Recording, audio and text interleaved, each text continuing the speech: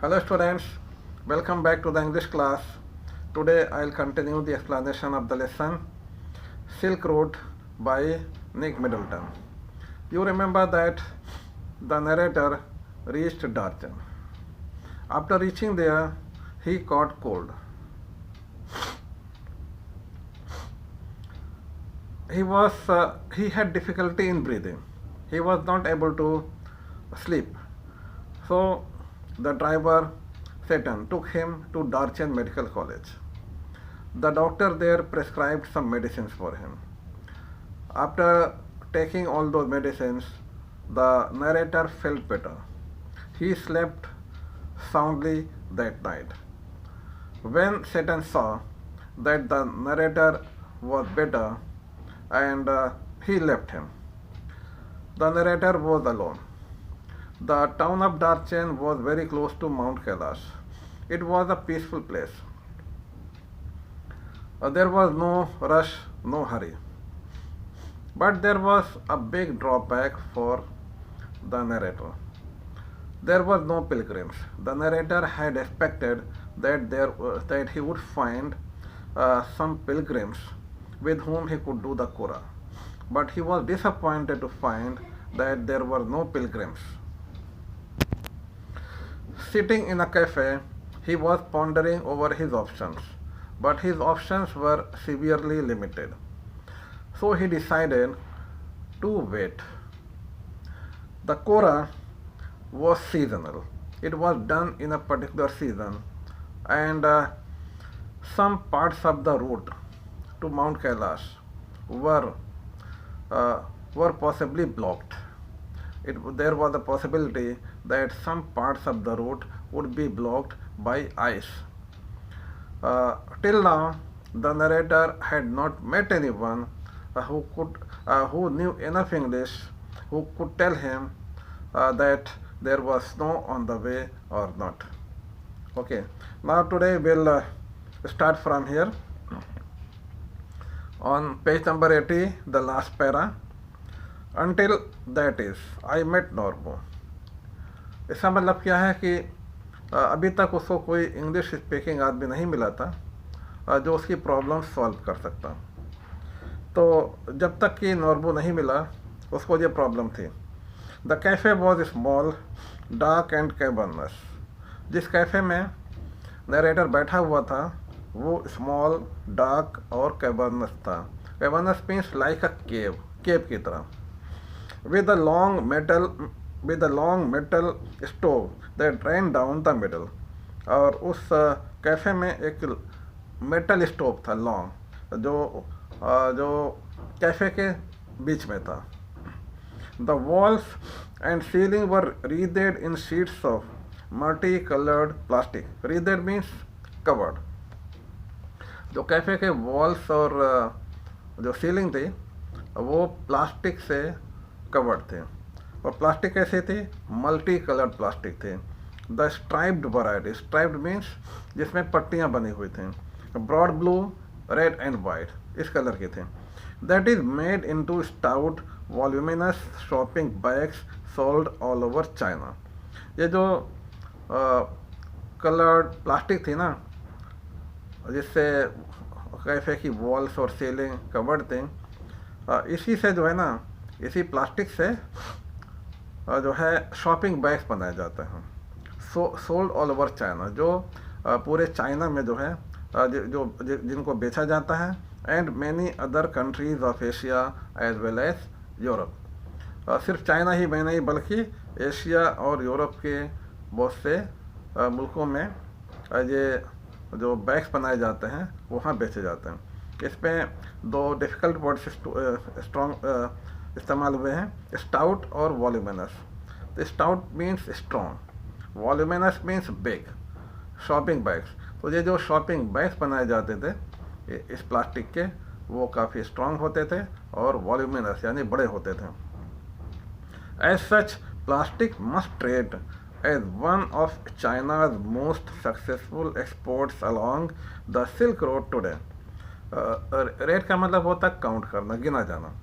तो जो प्लास्टिक है चूँकि प्लास्टिक का काफ़ी एक्सपोर्ट होता था यहाँ से चाइना से तो जो है as such plastic must trade as one of China's most successful exports along the Silk Road today. तो राइटर कहता है कि चूँकि चाइना में प्लास्टिक की शीट्स बहुत ज़्यादा बनाई जाती हैं, प्लास्टिक के सामान, तो इसलिए जो है चाइना जो है आज जो सक्सेसफुल एक्सपोर्ट्स कंट्रीज़ हैं, एक्सपोर्टिंग कंट्रीज़ है ना,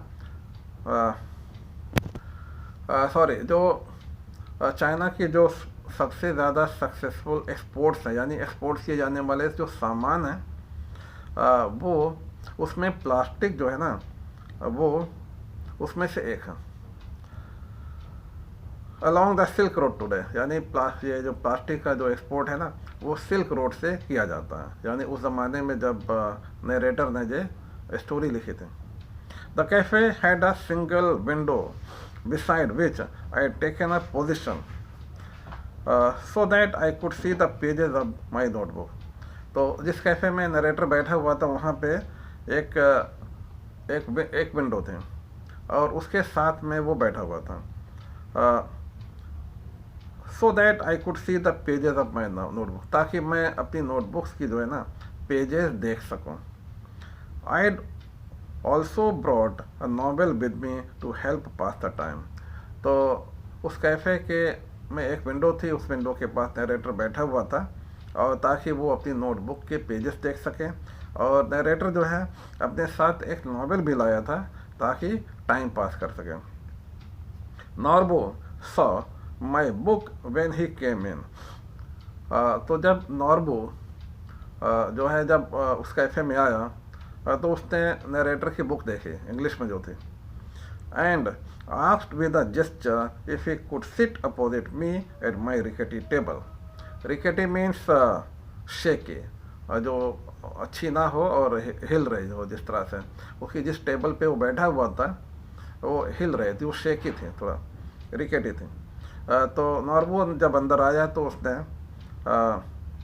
नरेटर की बुक को देखा और उसने नरेटर से इशारे से पूछा, with a gesture, if he could sit opposite me at my rickety table.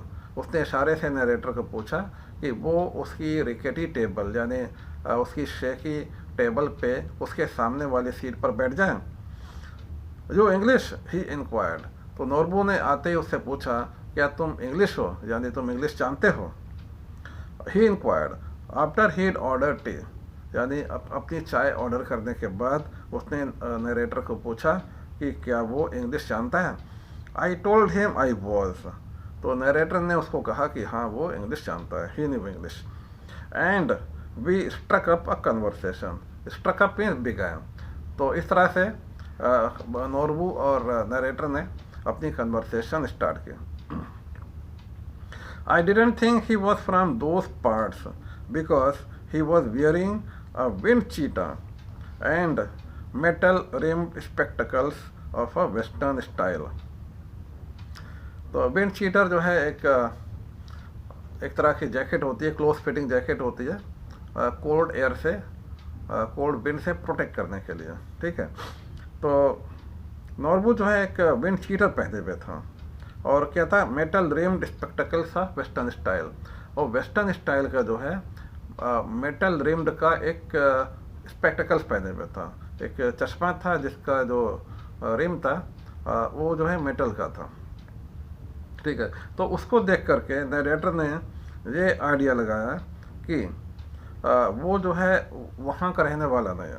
I didn't think he was from those parts. वो ऐसा नहीं समझता था कि वो उस जगह का रहने वाला है, क्योंकि वो एक विंड चीटर पहने हुए था और metal rimmed spectacles western style का पहने हुए था। He was a Tibetan, he told me. तो बाद में उसने बताया नॉर्बो ने कि वो एक तिब्बतन है, यानी उसी इलाके का रहने वाला। But worked in Beijing at the Chinese academy of social sciences in the institute of ethnic literature. उसने नॉर्बो ने बताया कि वो एक तिब्बतन है, यानी तिब्बत का रहने वाला है और बीजिंग में वो काम करता है, यहाँ पर Chinese academy of social sciences में काम करता है, in the institute of ethnic literature के इंस्टीट्यूट में Chinese academy of social sciences में काम करता है, और ये है बीजिंग में।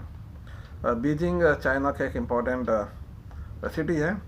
आई assumed he was on some sort of field work. तो यानी नरेटर ने ये अस्यूम कर लिया कि नॉर्बू किसी तरह के फील्ड वर्क पे हैं, ठीक है।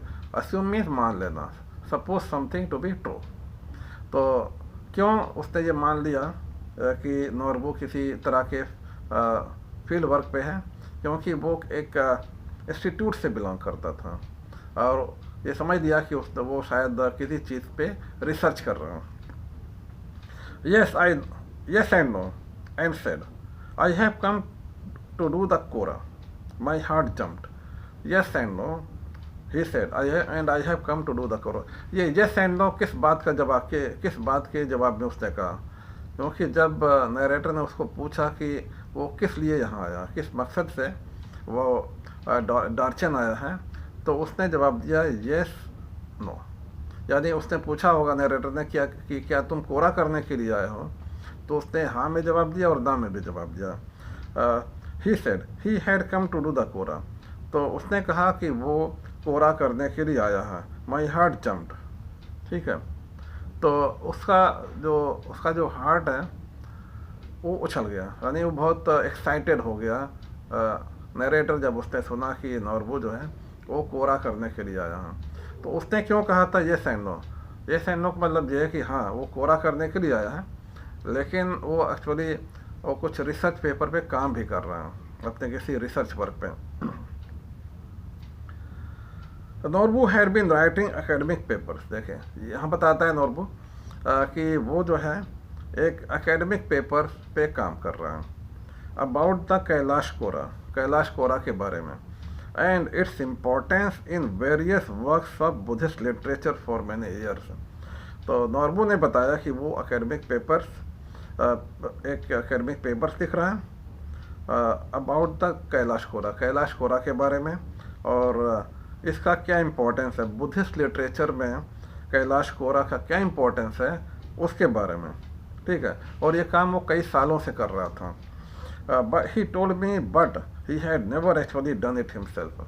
तो नॉर्बू ने नरेटर को बताया कि वो कोरा करने के लिए आया है, और जो है वो एक एकेडमिक पेपर्स पे कुछ लिख रहा है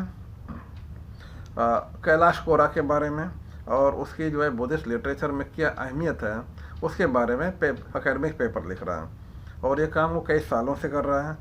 और लेकिन उसने कभी कोरा खुद नहीं किया था। कोरा पर तो वो कई सालों से लिख पढ़ रहा है, लेकिन उसने कभी जो है खुद कोरा नहीं किया था। When the time came for me to tell him what brought me to Darchen, his eyes lit up. तो जब नरेटर ने उसको बताया कि वो डार्चन कैसे लिए आया है, तो नॉर्बू की आंखें जो है लिटअप हो गए, यानी उसकी आंखें चमकने लगी। We could be a team, he said excitedly. Norbu जो है काफ़ी एक्साइटेड हो गया, और उसने नरेटर को बताया कि वो उनको एक टीम बन जाना चाहिए, यानी कि वो दोनों मिल करके वो कोरा करें। Two academics who have escaped from the library. मतलब ये एक अच्छा इत्तेफाक था कि वहाँ पे दो एकेडमिक्स मिल गए थे। Who had escaped from library मतलब कहने का वो अपनी लाइब्रेरी में बैठ करके पहले पढ़ते थे और लिखते थे। अब उनको कुछ प्रैक्टिकल नॉलेज, कुछ एक्सपेरिमेंट करने का टाइम आ गया। यहाँ पे आए थे वो कुछ प्रैक्टिकल करने के लिए, ठीक है, ताकि उस प्रैक्टिकल के बेसिस पर वो अपनी थेसिस, अपनी रिसर्च लिख सकें, ठीक है। और ये अच्छा मौका था कि दोनों जो है एक टीम हो जाएं। Perhaps my positive thinking strategy was working after all. तो राइटर कहता है कि इससे पहले जो है वो उसने बताया था कि वो एक पॉजिटिव थिंकिंग स्ट्रेटजी पे काम कर रहा है। उसका कोई प्रोग्राम था पॉजिटिव थिंकिंग स्ट्रेटजी, और पहले वो काम नहीं कर पा रहा था क्योंकि उसको बहुत परेशानियां थी रास्ते में। लेकिन अब जो है उसको लगता है कि उसकी पॉजिटिव थिंकिंग की जो स्ट्रेटजी थी वो अब कामयाब हो रही है।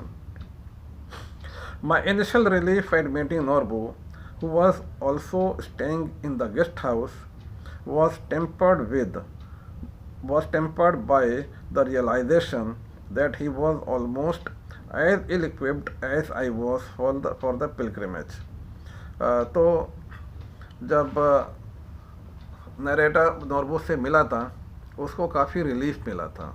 उसकी ये जो इनिशियल रिलीफ थी, इनिशियल मीन्स जो शुरुआत की जो इनिशियल मीन्स जो शुरू में होती है जो चीज़ उसको इनिशियल कहते हैं। तो इसको जो इनिशियल रिलीफ मिली थी नॉर्बो से मिलने के बाद, वो टेम्पर्ड हो गए थे। वॉज टेम्पर्ड मीन्स मिटिगेटेड, यानी कम हो गए थे। वो खुशी जो है वो रिलीफ जो है नॉर्बो से मिलने के बाद वो कम हो गए थे। क्यों कम हो गए थे? जब उसने ये रियलाइज़ किया that he was almost as ill equipped, जब उसने नरेटर ने ये जाना, ये रियलाइज़ किया कि नॉर्बो भी उसी की तरह बहुत ही इल इक्विप्ड है, यानी वो पूरी तरह फुली प्रिपेयर्ड नहीं हैं। Ill equipped means not fully prepared. तो नरेटर ने सोचा कि वो भी मेरी तरह फुली प्रिपेयर्ड नहीं है, हु है and as I was for the pilgrimage, यानी पिलग्रिमेज के लिए नॉर्बो भी पूरी तरह से प्रिपेयर्ड नहीं था। Who was also staying in the guest house, तो ये नॉर्बो जो है वो भी उसी गेस्ट हाउस में स्टे कर रहा था डार्जन के, जिस गेस्ट हाउस में नरेटर था। और शुरू में तो उसको इनिशियल रिलीफ मिली जब उसने नरेटर ने जाना कि नॉर्बो भी कोरा करेगा, ठीक है। लेकिन उसकी ये खुशी जो है ये रिलीफ मिटिगेट हो गई, कम हो गई, जब उसने ये रियलाइज़ किया कि ये नॉर्बो जो है उसी की तरह पिलग्रिमेज के लिए इल इक्विप्ड है, यानी पूरी तरह तैयार नहीं है। He kept telling me how fat he was and how hard it was going to be. Norbu narrator को बार बार ये बताता रहा था कि हाउ फैट ही वॉज, कि वो कितना मोटा है, और how hard it was going to be, और ये कोरा करना जो है कितना मुश्किल होने वाला था। यानी चूँकि वो फैट था नॉर्बो, और इसलिए कोरा करने में उसको काफ़ी दिक्कत पेश आ सकते थे, इसलिए उसको लग रहा था कि ये काफ़ी मुश्किल भरा काम होगा। Very high up he kept reminding में सो टायरसम टू वॉक, तो इसको बार बार वो रिमाइंड कराता रहता था नॉर्बो कि ये माउंट कैलाश जो है ना, ये बहुत ऊपर है, बहुत ऊंचा है, और very so tiresome to walk, और इसके चारों तरफ वॉक करना जो है बहुत ही टायरसम है, बहुत थका देने वाला। He wasn't really a practising Buddhist, it transpired. तो इट ट्रांसपायर्ड का मतलब होता है पता, ट्रांसपायर का मतलब होता है पता चलना, become known. Transpire means become known. तो बाद में ये पता चला, एज इट ट्रांसपायर, मतलब बाद में ये पता चला कि नहीं सॉरी, एज इट ट्रांसपायर्ड, इसका मतलब है जैसा कि उसको पता चला। कैसे पता चला? कि जब उसने कहा कि ये बहुत मुश्किल है, और वो काफ़ी मोटा है, और ये बहुत ऊपर है, और चक्कर लगाना बड़ा में बहुत मुश्किल होगी। तो इससे उसको पता चला नरेटर को कि ये नॉर्बो जो है वो प्रैक्टिसिंग बुद्धिस्ट नहीं है। वो बुद्धिस्ट है लेकिन प्रैक्टिसिंग नहीं है, जो प्रैक्टिकल चीज़ें होती हैं वो नहीं करता है ज़्यादा। But he had enthusiasm and he was of course Tibetan, लेकिन इसके बावजूद जो है नॉर्बो के अंदर एंथुजियाज्म था, और उसके अंदर जोश था, और ऑफ कोर्स जो है बेशक वो एक तिब्बतन था। Although I had originally envisaged making the trek in the company of devout believers. Envisaged means planned. Although I had originally envisaged, हालांकि नरेटर ने ओरिजिनली ये प्लान बनाया था, ये इन्विजेज किया था, making the track in the company of devout believers. Making the track means mount Kailash का सफ़र जो है वो डिवाउट बिलीवर्स के साथ करेगा। डिवाउट मीन्स फर्म बिलीवर, जो पक्के जो बुद्धिस्ट बिलीवर्स होंगे उनके साथ में ये कोरा करेगा। ऐसा नरेटर ने जो है पहले इनविदेज किया हुआ था, सोचा हुआ था। On reflection mean on consideration, लेकिन बाद में और ज़्यादा गौर खोज करने के बाद, सोचने समझने के बाद, I decided that perhaps Norbu would turn out to be the ideal companion. तो नरेटर ने यह डिसाइड किया कि बहुत सोचने समझने के बाद कि नॉर्बू जो है वो एक अच्छा कंपेनियन साबित होगा। He would prove to be a good companion, यानी कौन? Norbu. He suggested we hire some yaks to carry our luggage. ठीक है, तो नॉर्बू ही ने सजेस्ट किया कि वो लोग जो हैं अगर कुछ याक्स हायर कर लें तो उनके लिए आसानी होगी। ठीक है, टू कैरी आवर लगेज। याक्स जो है ये एक ऑक्स टाइप के जो है, ये बैल टाइप के होते हैं, लेकिन थोड़ा इनके लंबे लंबे बाल होते हैं और उस एरिया में पाए जाते हैं, जो उनको याक कहते हैं। ये देखने में बैल की तरह लगते हैं। तो नॉर्बू ने ये कहा कि ऐसा किया जाए कि हम लोग अपना लगेज यानी सामान ले चलने के लिए कुछ याक्स हायर कर लिया जाए, which I interpreted as a good sign. इसको नरेटर ने ये इंटरप्रेट किया, इसका मतलब ये समझा कि ये एक अच्छा साइन है। And he had no intention of prostrating himself all around the mountain. और चूँकि ये बहुत नॉर्बू जो है कोई प्रैक्टिसिंग बुद्धिस्ट नहीं था, नरेटर उसके बारे में ये कहता है कि उसका ऐसा कोई इरादा नहीं था प्रोस्टेट करने का। प्रोस्टेट का मतलब होता है जब आप नीचे लेट जाएं, सर के बल जो है मुंह के बल नीचे लेट जाएं, यानी एहतरामन, किसी को रेस्पेक्टफुली जो है किसी के सामने आप जो है बिल्कुल लेट जाएं मुंह नीचे करके, उसको कहते हैं प्रोस्टेट करना।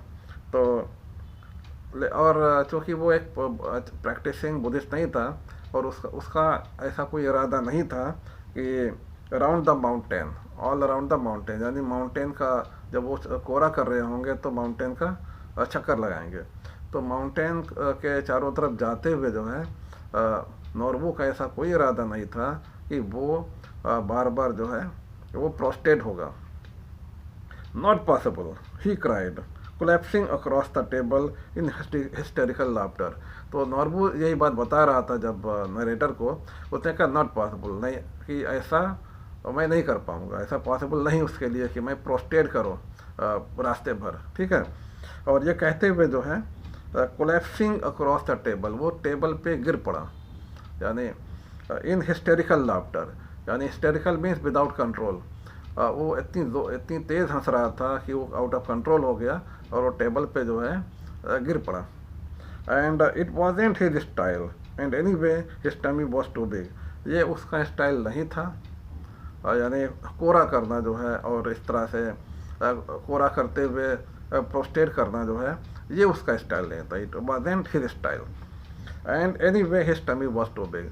और जो है जो उसका टमी भी जो है काफ़ी बिग थी, यानी उसका स्टमक काफ़ी बड़ा था और यही उसकी मेन प्रॉब्लम थी। इस वजह से वो और भी नहीं करना चाहता था कि प्रोस्टेट करे और बार बार प्रोस्टेट करते हुए कोरा करें। ओके, तो my dear students, now the explanation of this lesson is over. I would like you to read the full story by yourself also, then you would understand better. Next I will send you the questions and answers of this story, okay, and study them well. Thank you very much.